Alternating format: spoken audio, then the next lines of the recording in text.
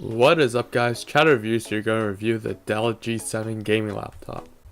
Apart from Dell's Alienware line, the G7 is Dell's most expensive gaming laptop. It fits right at the top model of Dell's G series laptops. The main perks that you get is that it comes with a higher end RTX GeForce graphics and video graphics, and it also comes with the Core i9 CPUs that the G5 and the G3 do not offer. In addition, it also has the optional 4-zone RGB keyboard.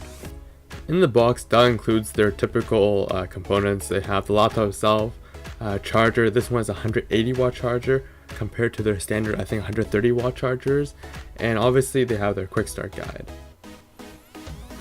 Now, the first thing that I noticed when I take this laptop out of the plastic sleeve is actually the build quality. Compared to the G3 that I just reviewed and that I just literally had my hands on, it's very noticeable the difference between the build quality of the plastic G3 and the metal, I believe aluminum casing of the G7. Even the keyboard and almost everything about it looks a lot nicer just in general, even without touching it or feeling it at all. And here I am trying to show you the different angles and different looks upon the laptop. Now, if we do a quick walk around the laptop, the front is pretty blank apart from the two speaker grills at the front that you can see on the left and right far sides. On the left side, you have your headphone microphone combo jack, a USB Type A 3.1, and a USB Type C Thunderbolt jack. Yes, it does come with Thunderbolt. On the back, you have your lock slot, RJ45GB Ethernet port, a mini display port, USB 3.0 Type A, HDMI 2.0, and your power port.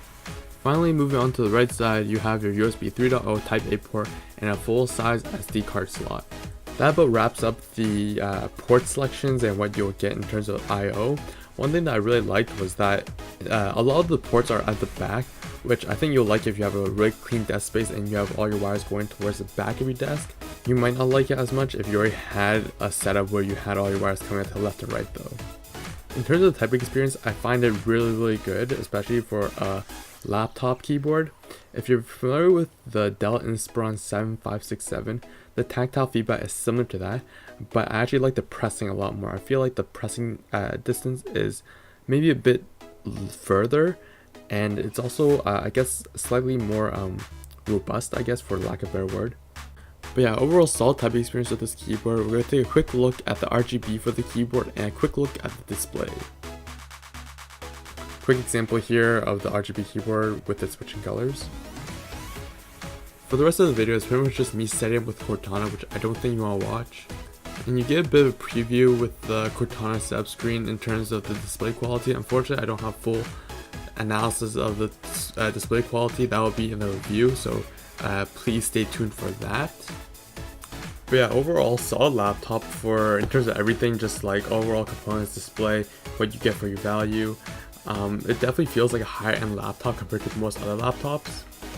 And here you get a quick preview of it right beside the Dell G3, which I will be making a video on, so if you want that, please stay up to date and subscribe to my channel. I will be making a video do a quick comparison for the G3 versus the G7.